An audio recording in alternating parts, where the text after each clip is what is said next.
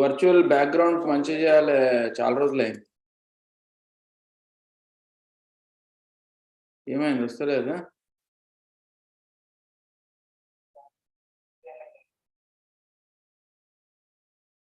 ఈ కలర్ బాగాలేదా ఏంది? ఇది ఓకేనా?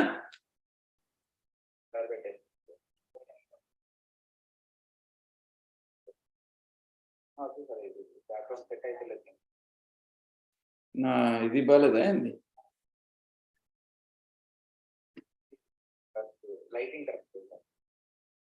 ఇది ఎప్పుడు డే టైం చేస్తాం కదా, ఈరోజు చీకటి ఉంది.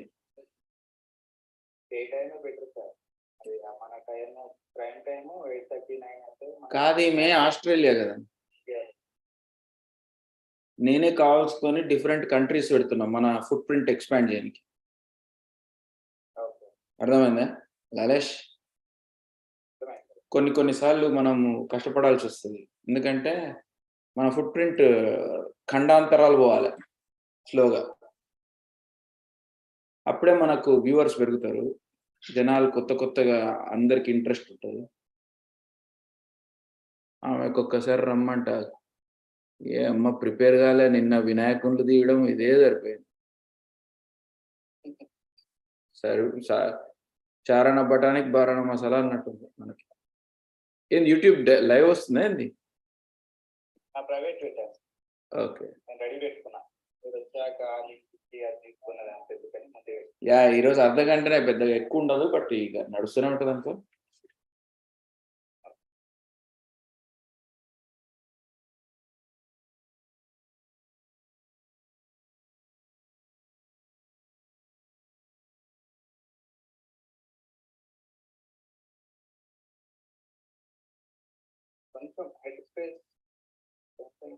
పైకా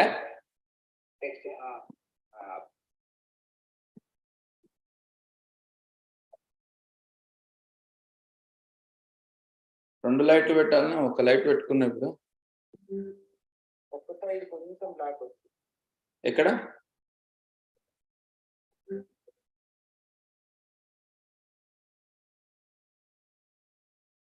ఇప్పుడు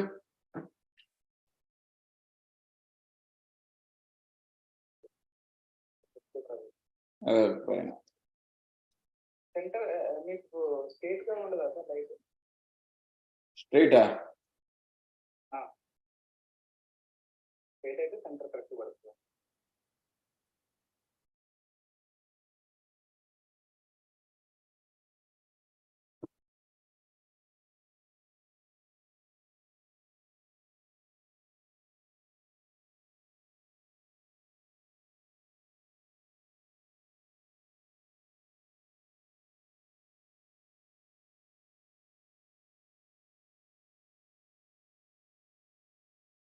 ఇప్పుడు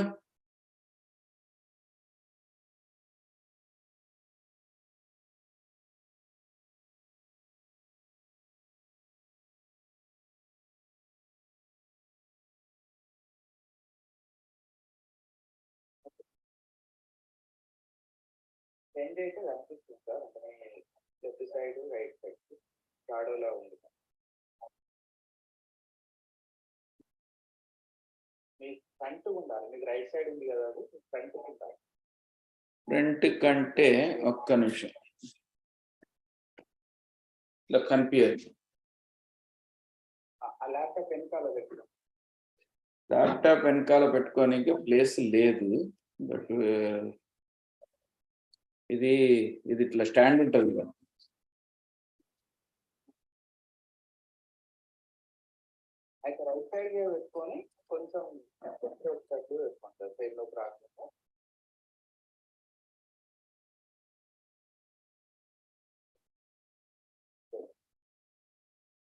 సరే ఏం చేస్తాం. Do you want me to log into Zoom?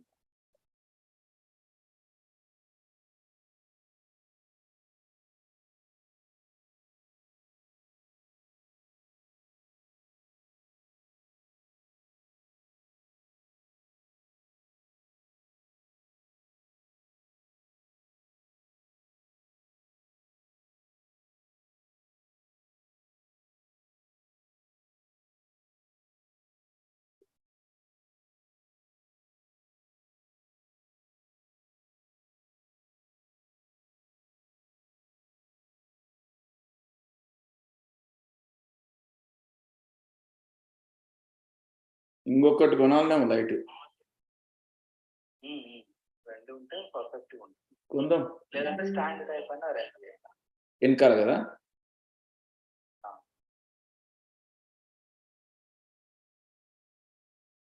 ఇప్పుడు ఏమైనా ఇంపాక్ట్ ఉందా?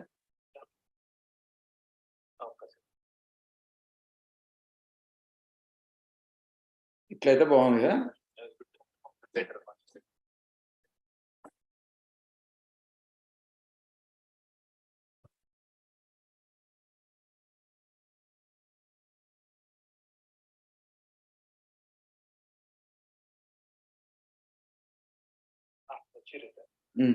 Right.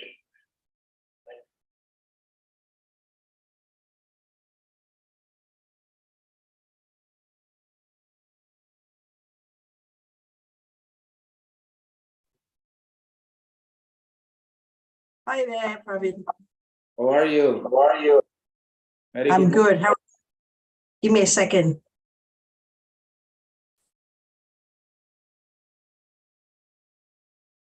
Lalesh, Can you hear me? Yeah. కొంచెం wide back. So if you can go little bit back, Rowena, that would be good.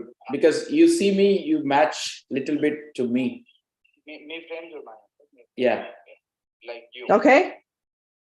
Can you go back a little bit, or the camera is fixed or so? Well, the camera is as far back. So what I'll do is, okay, I will make myself different. I just kind of need the camera. I'm in the middle of my camera, but also I have got some notes that I want to be able to access. So is this okay? What I'm saying is, if you see till here, you can match my posture. That would be good. I think I am. I'm up to here. I don't know what you're seeing. I thought we were seeing the same thing. Now it's good. It's good now. Okay. Now it's perfect. Okay. Very nice. All right. Is my sound okay? Yes, sound is perfect. Okay, cool. And so we're still on track. So is this a live stream? Yes, it is a live stream, but right now within 2-3 minutes he will make it live. So I have a team in India who will be operating that. Okay. So Cool. I'm on the call, so that's why you are listening little bit of echo. Okay. That's okay. It's not too bad. So who's on the other screen? Your production? Yes, the production team. Okay. Wow, this is too early. I was just thinking, I put an alarm at 6 a.m. Then my wife woke me up at 5:30. Otherwise, it would be very tough. Oh, I'm really sorry about this. It's also super late for me, and I'm also wasn't feeling so good, but I said, oh, I already committed, so I'm just gonna. Is everything okay? Yeah, no, I'm feeling a bit run down today. Oh, I know. A very big week, so. And usually I don't do interviews this late because your brain is not functioning as well. I know. Oh. Anyway, all good. So we're still on track for half an hour, but we might do like 40 minutes maybe. Yeah, we'll track the time close to 48 minutes. We will definitely. Okay. I know this. Well, sorry, I was going to say that there are some overlaps with some of the questions. So hopefully we can still cover most of it, or well, at least half of it. You've got quite a few questions. I feel that we will go with a very natural flow. Yes, I was going to say. Yeah. So we're just having a conversation. Yeah, you might have follow-up questions to some of the things I say. Absolutely. And we'll just go with that. And I've run these sort of things before and also participated in them, and the time goes by just like that. Before you know it, you're done. Absolutely. So hopefully it is like that for you and not like, oh my God. Yeah. So we have another 4 minutes, Rowena. So I will sure. Quickly introduce you, and then I will hand it over to you to say if I miss anything. Oh, okay. Yeah, I don't really have much to say. I just want to get straight into whatever it is that we were going to talk about. Are we expecting a lot of questions in terms of, is there anyone else coming No, on no the one will be video? questioning. No, No one will be questioning. no I- questions coming in. No questions from the audience. I always Okay. put my email ID. If anyone have questions, they will send it to me. I will always include in our questions so that it will be very interactive for them. Okay. The reason I don't give live question and answer, then it will take hours together. Yeah. Okay. So Lalesh, ready? Yeah, sir, ready. Can I start the countdown? Yes. Yes. 10, 9, 8, 7, 6, 5, 4, 3, 2, 1. Go, sir. Just show the thumb and go.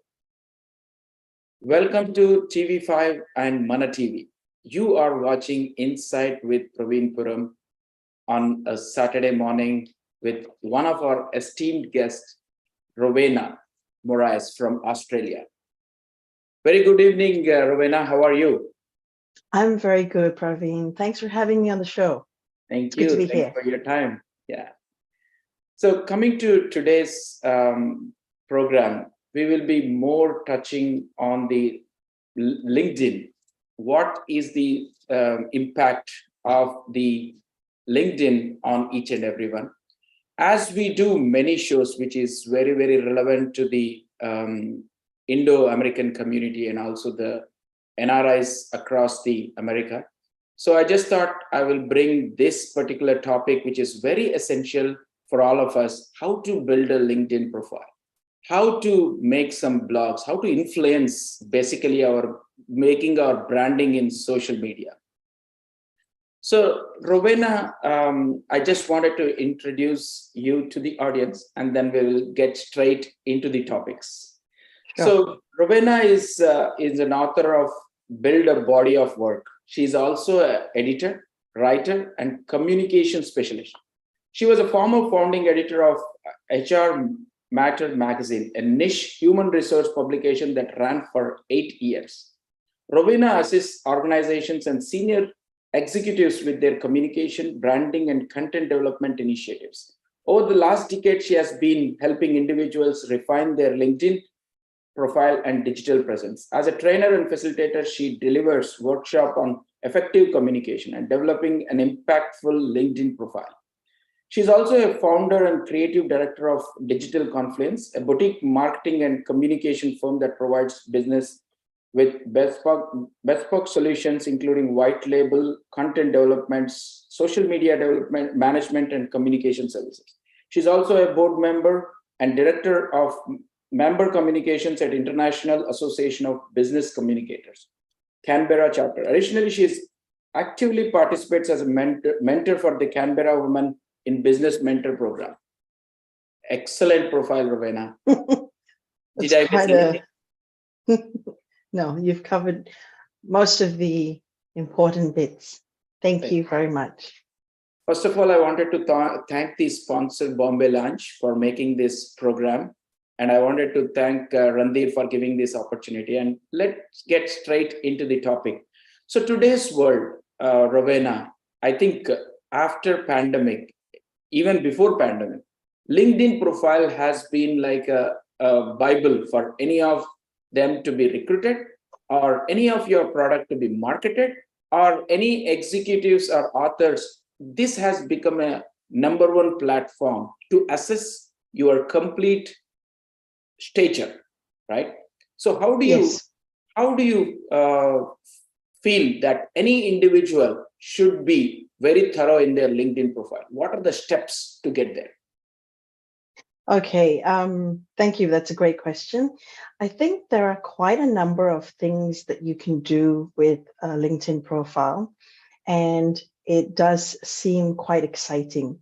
Now, we've got millions of people on the platform, and so if you have not really been very big on social media, or you've maintained, a basic presence, sorry, coming onto a platform like this can feel a little overwhelming because there's so many moving parts and so many things to think about. And once you have a profile, then the question is, what next? You know, I've got the profile. What should I do? You know, what content do I need to create? Who should I connect to? So there's lots of questions. And I think what you need to do when you first get on a platform like this is just take a step back, actually, and have a think about what you want out of the platform. What are your goals and what are you trying to achieve? And that will help you in figuring out how to move ahead. So when I talk to people about building more visibility and building their profile on LinkedIn, I tend to focus on three aspects, which individually they are very powerful, but together they are powerful force.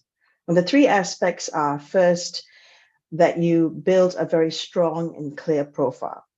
Now, I know it sounds very obvious that you should build a strong and clear profile, but there are ways in which your profile can be confusing, or ways in which you can, you might have certain aspects clashing or misaligned with other aspects of your profile, or even a profile that is leaning in a particular way, but the content that you create is saying different things. So we don't take it for granted that whatever profile you create is going to be clear. Sometimes there can be confusion. So starting with having a very clear profile and making sure that you look through all of the various aspects of LinkedIn, all of the different features of the platform, so that you're utilizing it to the best that you can, so that you're doing everything possible to make sure that you have a strong profile. The second aspect is to build a relevant and purposeful network around you. So if you have a profile and you are thinking of creating content, obviously you need an audience. Now you can just go out there and create content for anyone, but if you do that, you might find that the content doesn't resonate. And that's because you have to be very mindful of who it is that you're creating the content for. And if you are creating it for a very specific audience, then that is the audience that's going to appreciate it, which means that the audience that does not appreciate it, it's fine.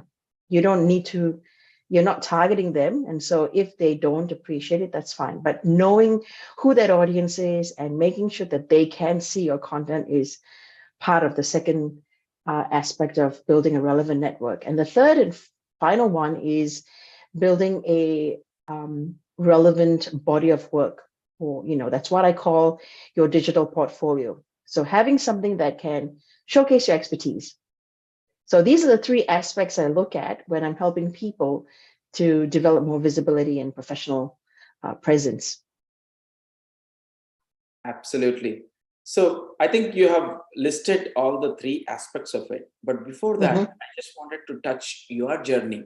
What made you come into this profession? And how did you start thinking that LinkedIn would be a number one media for everyone to, profile their body of work and maintain, and how the content need to resonate and who will be their network? So what is your journey basically? On LinkedIn, like, why did I choose LinkedIn? Yes. Well, when I first started on LinkedIn, which was back in 2007, so I've been on the platform for quite some time. In the early days, it was very rudimentary, and it was more of a place that you come to look for your next job. And I had already been on a couple of social media platforms at that point, and I was just curious, and I liked the idea of having a B2B platform. So I got on and I just explored. So it was very much exploratory, curiosity, and just going with the flow. And so I didn't really use it in any big way, like how I'm using it now.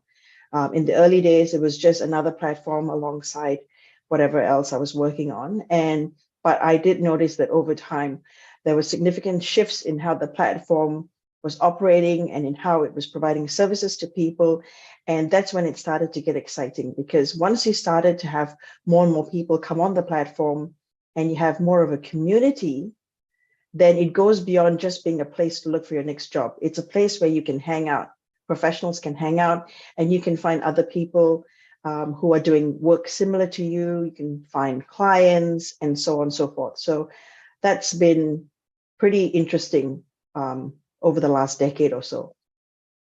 Absolutely. I think you have nailed down. So then my next question is, you have also been an author and also a blogger. For example, if you see, you have written a book called Body of Work.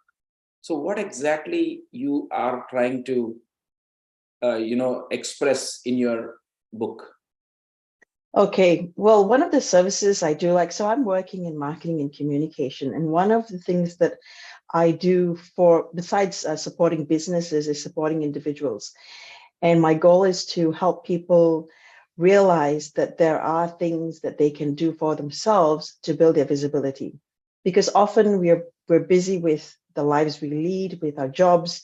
And if this is not something that we're very comfortable with, promoting ourselves, selling ourselves, then I'm hoping that the work that I've created can show that there is a way to do this without feeling cheap, or that you are selling something, because ultimately we have to be the best marketers of ourselves. We have a personal brand. All of us do, whether we realize it or not. We have a brand, and it is our job to make sure that we put that brand forward, and that brand supports us as we move through life in the various roles we undertake, and the businesses that we build. And we have an opportunity to craft that story for ourselves. And that's what this book is about. It's helping people. It's a very practical, it's done as a case study. So meant to help somebody who is very much interested, buys into the idea that they should take part and build their branding. And it's done as a case study so that you can kind of walk alongside the case study and start doing some of the activities that I'm talking about step by step. So you don't have to figure everything out. You kind of just I walk you through what you need to do, and you go about doing it. Excellent, Rovena. So why don't you give some tips how to optimize your LinkedIn profile? Basically, Okay. this I wanted to be as a simple mantra to all of my audience, especially the Indo-Americans and NRIs who are living here. They are busy in their day-to-day life, but I want you to give few tips. Let them go back to their LinkedIn and make little bit modification. How can you optimize? Are they working in corporate, or are they business owners, or? Basically, most of them are into IT, corporate world, but Okay. absolutely there are business owners as well. So give tips, Okay. maybe generic, which reflects their businesses and also personal branding. Well, there's quite a few areas that you can look at. I would start with making sure that the main aspects of your LinkedIn are covered. So things like, for example, your profile headshot, that everybody needs to have something like that. I know there are concerns out there about, deep fakes and having too many photos on social media, but I think there's definitely value in having a profile headshot for your LinkedIn profile, because this is a B2B platform, and people, it resonates more. Your profile resonates more if they know who it is that is talking, who it is that is posting. So just having one photo, and it's, you can just have one photo across all of your social media. You don't necessarily have to have many photos if that is a concern. The second thing is, every profile has a background image that sits behind your profile photo. And that's a very powerful and good creative space, because we are visual people, right? People are visual, and we like to look at things, pictures and videos. And so the profile headshot and the area behind the profile headshot are very good for pulling the eye in and getting people curious about you. So making sure that you have something in that background area, which is by default just a gray rectangle. Having an image there at minimum will be good. But another way to extend that area is to think about what you're going to put in your headline. So your headline is the little area that sits below your name. And some people might put their job title, And some people might put a short phrase. So your headline, I'll come to your headline, but think about what goes in your headline, what might go in your about section, and see how you can have an image there that incorporates a message as well. So some text, that would be a good way of using that space. So talking about the headline, as I said, some people tend to just default to your job title because that's, we tend to see ourselves in those sort of boxes. But what you can do is kind of think about who you are in terms of you're more than your role, and you've done so many roles over the years. And if you kind of take a big picture view, kind of like a helicopter, and look at your journey, you might come to the conclusion that, hey, I've been in the nonprofit space for 20 years, or I have worked in 3 or 4 jobs, but I tend to focus on these areas. So we need to connect the dots for people to understand who we are. Yes, they have the profile and they have the resume and they can go through everything themselves and they can come to that conclusion. But let's face it, everybody's busy. And nobody's got the time to look through your profile completely. They're just going to do keyword searches. They're going to scan. They're going to see things that interest them on your profile. And then they're going to move to your activities and they're going to look at the kind of content you post. So nobody is going to get the full picture.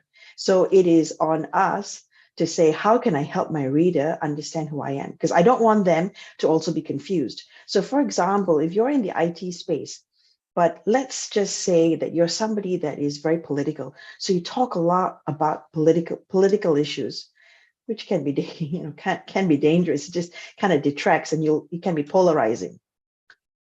But if you do that, then if people don't, if what you're saying doesn't resonate with people, then they kind of switch off, or they also can, miscommunication and misinterpretation can also happen, right?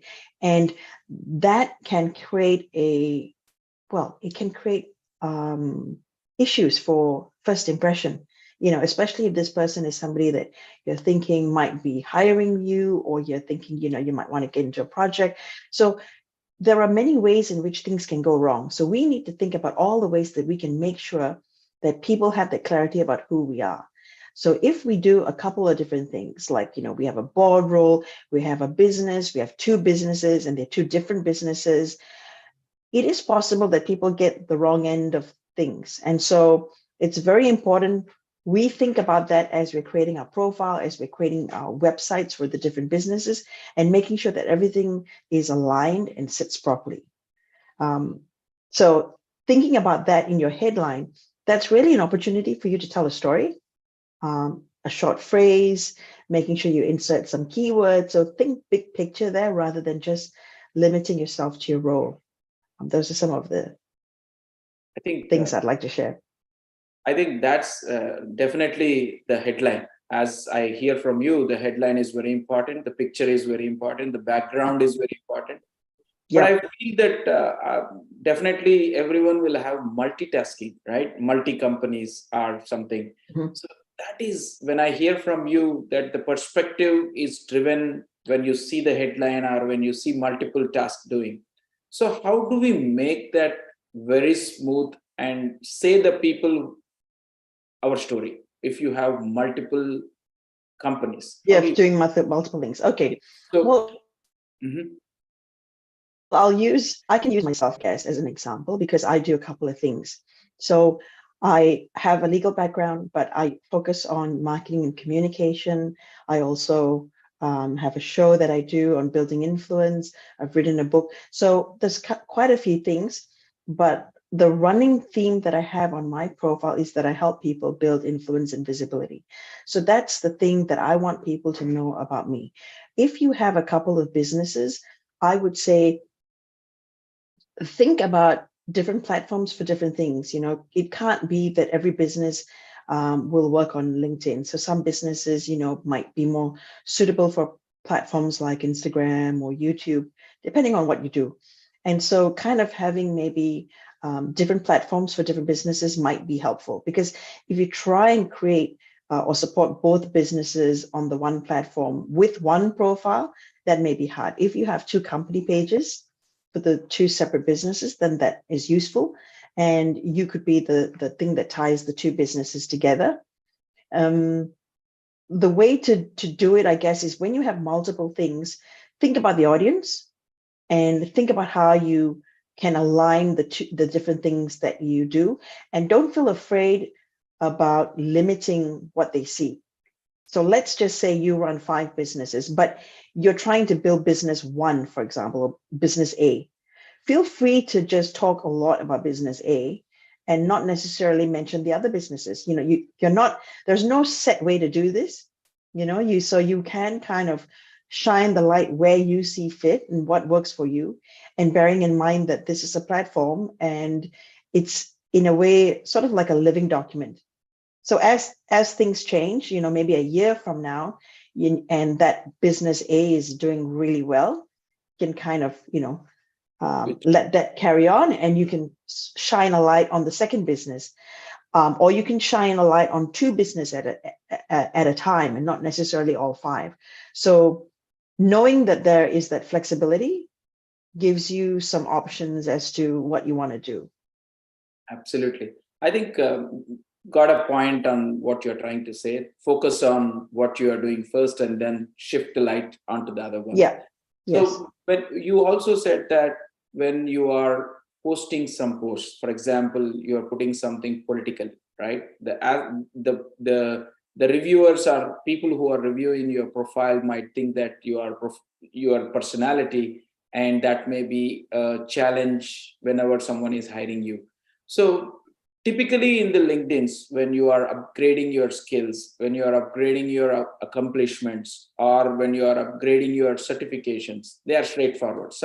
But when you are posting something, for example, you met a politician and you put on your LinkedIn, so that adds value, or it is a negative impact on the profile? Well, yes, that's a good question. What you do and you know who you meet and what you talk about, it really depends on what it is that you're trying to achieve. So for example, myself, I want to be known in terms of marketing and communication. So I don't talk about politics on LinkedIn at all.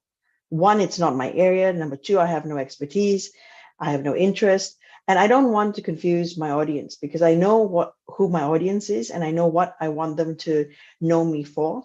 And I also do a couple of things, like I mentor women. So I already have a few areas that I touch on, and I just want to keep it to those areas. Once you start talking about too many things, again, as I say, people come to your profile, they're not going through it from top to toe. They're just scanning and seeing a couple of things that interest them. And so based on that, they'll come to a conclusion about you, rightly or wrongly. And so you want to just make it as easy as possible for them not to get confused. And of course, there will be things that you feel strongly about, then you can come out and say, but be prepared when you say things, you know, that you feel strongly about, that there will be people who agree and there will be people who won't. I mean, we're talking about a platform of millions here. There are trolls, there are people with strong opinions, you know, you can get shut down too. So lots of things happen on these platforms. Especially, Ravina, when you are into media and all those kinds of stuff, it's confusing. For example, when you take about me, I do this for helping people, but my profession is into IT. So always people have confusion. So I try my level to limits posts on LinkedIn, which is really useful. Sometimes I get, you know, sometimes we should be bold enough to tell what you do. How does it matter? So there is a lot of confusion in the social media. Sometimes people make assumption about you, perception about you. So it is very, very difficult. So when you are more in the limelight, right? Yes. Thank you for that. And another question is, how does LinkedIn help professionals stay updated and industry trends, news, and relevant content?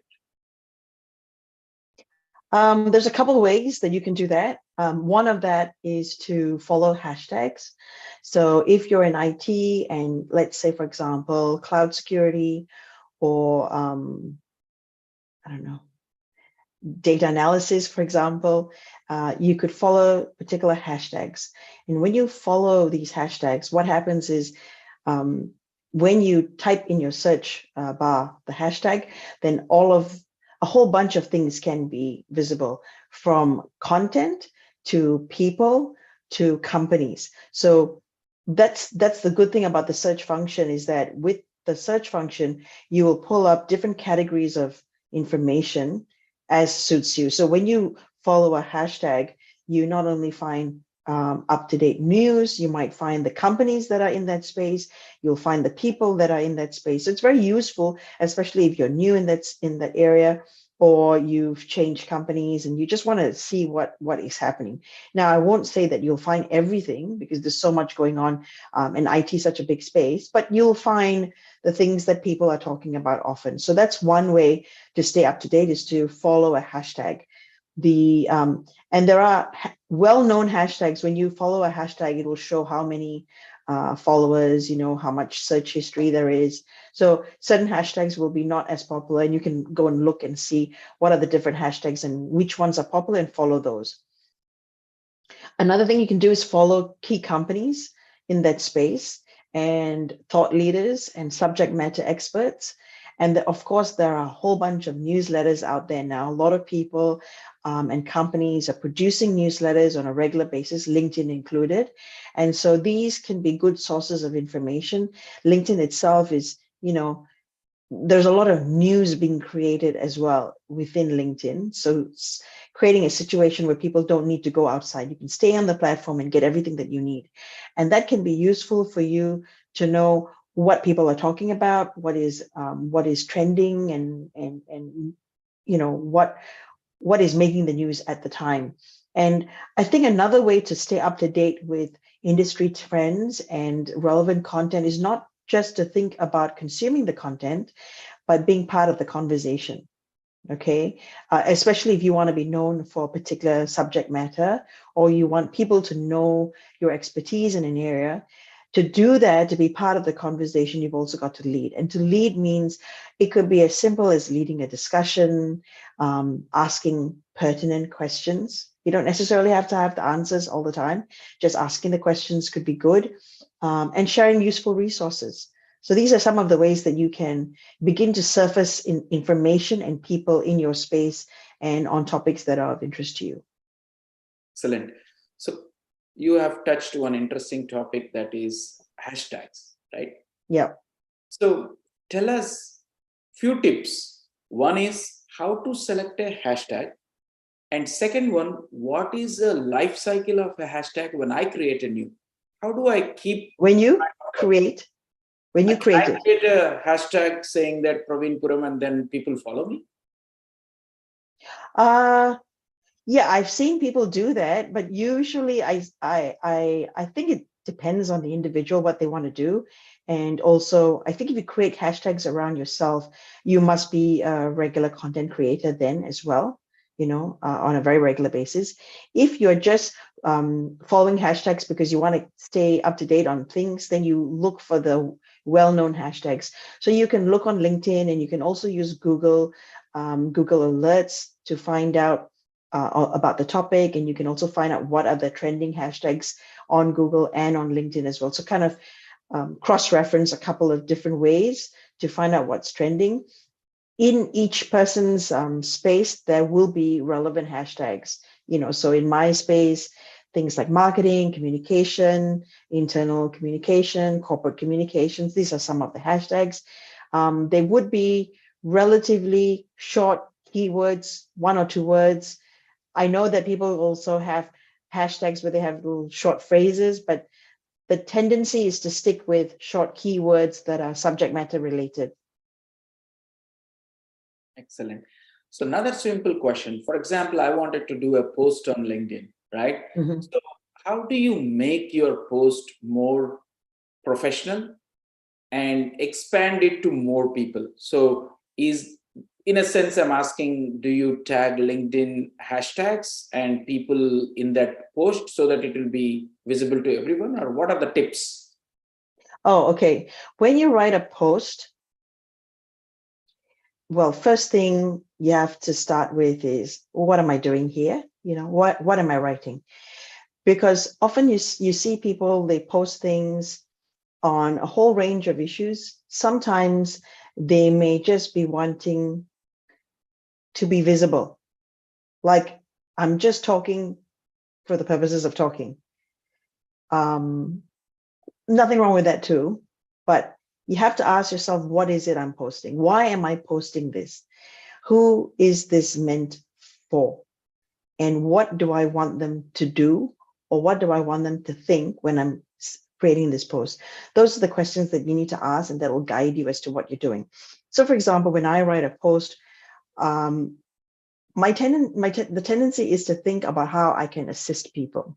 Okay, in my line of work, and what I want to do is to be able to support people and to help people understand that writing content is not that hard, but it's not super easy either. But you have to have a plan. You can't just come in there and just go with the flow. You have to have a bit of a plan. There has to be a bit of structure, but it is completely achievable. So when I write the content, I have in mind my audience. And the way to think about it is there might be multiple levels of your audience. So for example, when I write a piece of content, sometimes I'm writing for the introductory audience.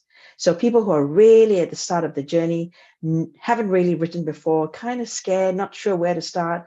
So when you write content at that level, you kind of keep it brief. You try to eliminate jargon. You try to map out not just what to do, but why you need to do it this way, so they understand why you've taken that approach, and you make it simple. A second type of audience might be the intermediate, somebody who's already been posting content for a couple of years, already knows you don't have to tell them what to do.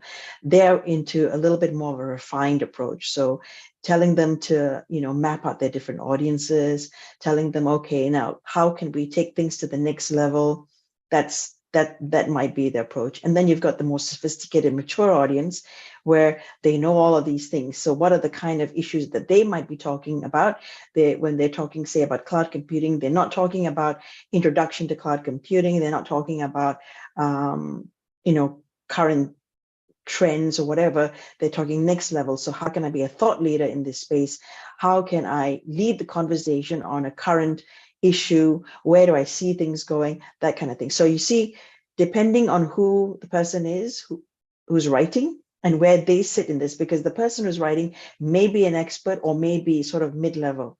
And so you write to the best of your ability. And then you're writing for a particular audience. Is the audience a beginner, intermediate, or advanced?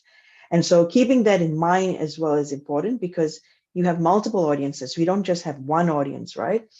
And the basics, I guess, would be important. So things like making sure you run through a spell check, that you've, made sure all your grammar is good, that you have a call to action. So when you write a post, what do you want them to do? Maybe you want them to go read an article that you've written, or you've got a link that you want to share, a checklist for them to download.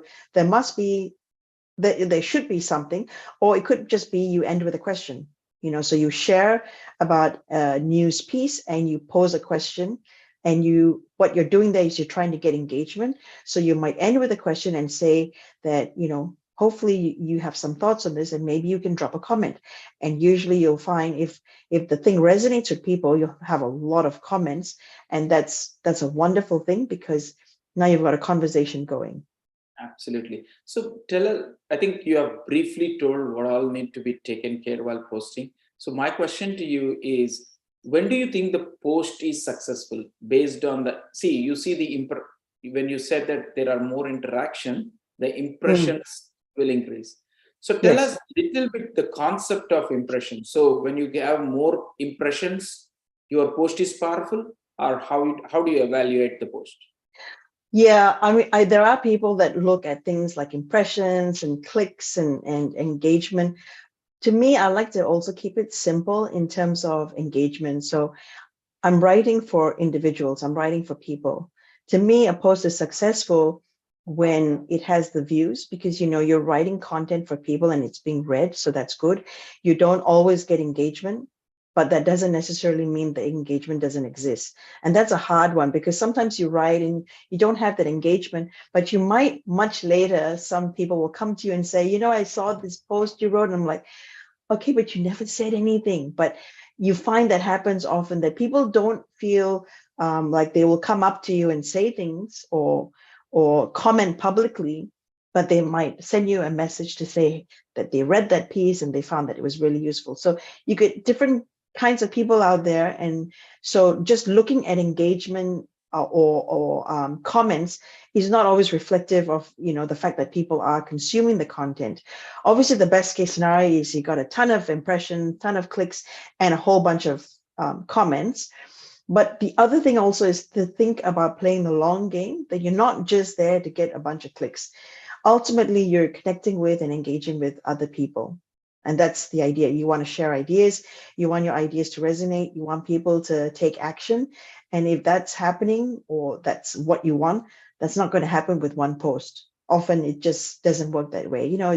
It's about shifting things one conversation at a time, and over a period of time, achieving what you're set out to achieve. Absolutely. I think you have truly said that sometimes we always encounter that people say, hey, I've seen your post, but we don't see the view. So exactly, it Yes. is all tricky, the LinkedIn posts and all those kinds of stuff. So next thing is on the influencer, right? Social influencer. So I know that social influencer is not an easy task. So how do you see to become an influencer? What are your tips to become a social influencer in LinkedIn?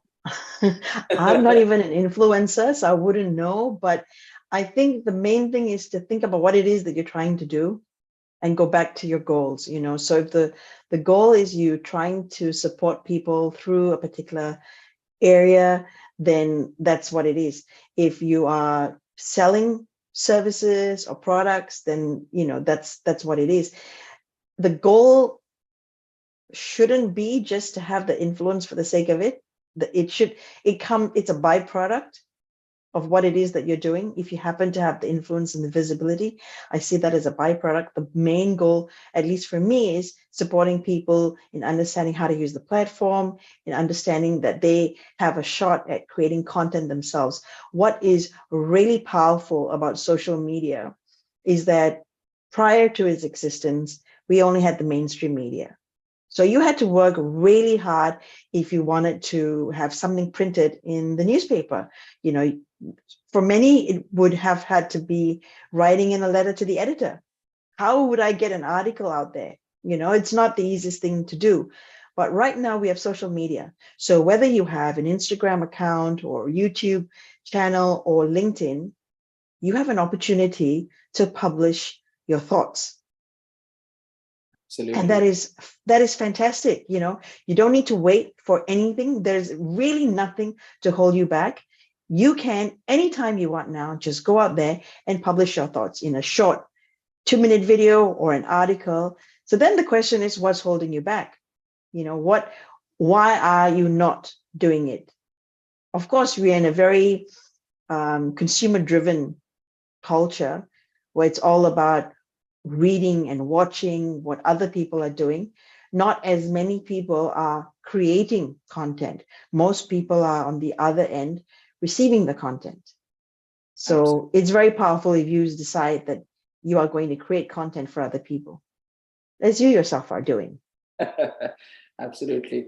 Ravina, I think you have touched because the social network is powerful these days. Now, coming to the small businesses, everyone wants to connect with everyone and make the business out of it. In this context, if I were to ask you some questions, like for example, how do I connect? For example, I wanted to do business with Ravina. Earlier, it was impossible to find Ravina, but today I can find in LinkedIn Ravina very easily. But how do I make her add myself? For example, I made you add, and we are today based on LinkedIn. We don't have any roots before that, right? Yeah. So, what are your tips to attract the other person and get into my network and then start the conversation? Okay.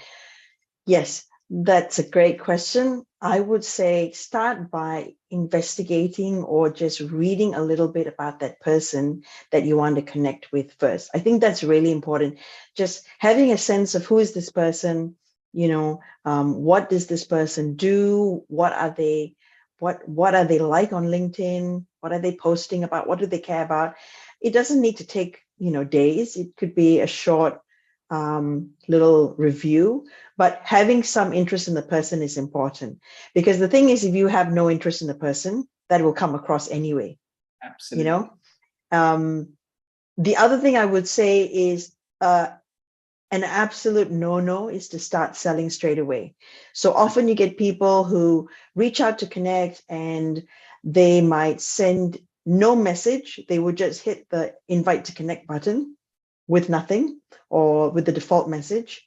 And those things are kind of hit and miss, because if there's no message, especially now, in the early days, people might be a bit more lenient and they'll be like, okay, I'll accept the connection. But nowadays, I think, given what is happening on platforms like LinkedIn, a lot of selling, people will naturally be reluctant to connect. They'll want to know, why are you reaching out to connect? Like, what is it that you want from me? So we want to make sure that we personalize our connection requests, give people a reason to connect, tell them why you're reaching out to them. I read your article. I thought it's, really powerful. That's completely in the space that I'm interested in. And I thought I just reach out and connect. Maybe we could have a coffee one day. You need to personalize the message. That's one. And two, absolutely no go to selling or pitching somebody in the first message. That happens very often. They have a whole bunch of things they want to sell you, and here's the link to book a call. I don't know you. What makes you think that I want that? And often people, because they're sending this out to so many people, they're not even checking to see if there's relevance in what they're selling. So selling IT services to somebody who's in marketing or communications has no need for that, or selling some business related services to somebody who's in the corporate world, who's not an entrepreneur. It doesn't make sense. So when you get messages like that, you immediately think to yourself, this person doesn't know me. They have spent no time to figure out who I am, and they're sending me this. This is just spamming me with rubbish. And so that has created a lot of distrust and reluctance for people to just simply accept connections. So that's what you want to avoid. Absolutely. I think those are the right tips what you have given. You have to conversate with people, personalize your message, and then request what exactly you want. So that's a great information, Rowena. Coming to, we also see that you are a TEDx speaker. So what was the topic you have delivered on the TEDx? Why don't you tell the audience how to get there? Oh, I did two TEDx sessions. I was invited twice. And the first one was on how to build influence and my journey on that. And the second one was on protecting your dream. And the idea that I wanted to convey there is that we all have dreams in terms of our careers or any other dream. And the problem with the dream is we have an idea. It's a very it's a vulnerable idea that we're interested in, that we excited about. But because it's a dream, there are things that hold us back, whatever that may be. Maybe we don't feel so confident about that dream, or we've had many setbacks along the way, so we've had to pick ourselves up over and over. And the idea that I want to convey is that we have to protect that dream, whatever that dream is, because the person that knows best about that dream is yourself. And if you don't protect that dream, then whoever you share that dream with, and again, it's still at the dream stage, it's not the full thing, you haven't really brought it out. And so if you're not very good at communicating and people misunderstand, and they may mean well, but they may say something, cutting or something that will disappoint you or discourage you, and that will impact you in being able to do the thing that you want to do. And so I really believe that it's important that when you have a dream, that you protect it and that you kind of shield it from other people until the dream is strong enough to stand on its own. That's a good information. I think we all have to pursue our dreams, shield it, and then make it strong. Thank you for that. And the other question I would like to ask is, because today's social world, everyone are hiring bloggers, content writers, right? Yep. So most of the executives or the business owners, they wanted to hire for the lead generation. They wanted to blog and get attention to the right audience and then interact. So in this case, my two questions. everyone will not have that leeway. For example, if I'm not a small business owner, how do I create some content? Do you have some tool tips? That is one thing. Second thing, how do I understand a person he has real knowledge or someone has created a block to him? So how do I judge person before I accept? Okay, the first question is, how do I, as a business, create content if perhaps you don't have the budget to go and hire people to create the content for you? Okay, if you don't have the budget, and you don't necessarily have to have a ton of expertise, but you have to have the baseline writing capabilities. You have to be able to communicate at a basic level, right? Because what you don't want is, if you don't have the communication skill, let's say and let's assume we're using English, the English language. Let's say your English is not very good. Create the content, but at least put it through some sort of editing process so that it comes out, because you're publishing it to the world. So even if you don't have the budget to go get content creators, at least ensure that the material that you create has hit a basic professional level. Because if it does not, you're going to do yourself a disservice. It's actually going to have a negative impact, not no impact, a negative impact. Because naturally people will look at the content, and the badly worded information, the typos, the grammar is going to have an impact on your business brand. Even if you're not, offering copywriting services, it is going to impact the brand. So it's very important to have some sort of editing function to review the material. At the basic level, I think if you're creating content for your business and you're a small business, start with the simplest things. You are here to solve a problem. Your business exists to provide a service, and you are working to solve that problem. What is that problem? And so you might want to have some content out there that highlights what that service is and how you do things and what is unique about the way in which you do it. And you can do that through a case study. So you can walk people through a case study. So you can share a story about a particular client. It can be a fictitious client. You don't have to mention the client's name, but you can tell a story of a client, talk about the issues that they were facing, set some context by sharing some background information about the client, what they're facing, what they're hoping to achieve, talk about the problem, then talk about the solution that's being offered, and why you are offering that particular solution, how that solution relates to the problem. Connect the ideas and create that context so that the reader can understand. And one thing that sometimes happens is that when we're so deep in our space and our subject matter area, we think that everybody else is, but they're not. So remember, when we create content that is going to be published on our website or a blog or on social media, is that we're going to have all kinds of readers coming to our content. So if, say, for example, a medical or pharmaceutical, you want to explain jargon, you want to keep things easy for any kind of reader to understand, and you want to connect the dots that you already have connected in your mind, so that anyone who's reading the content can understand, okay, that's why they're doing this. So you want to be able to do that when you create the content, so that anybody reading it can find value. And the reason for that also is because sometimes people may know other people, and they'll see that content, and they may not have a need for your services, but now that they understand the issue, now that they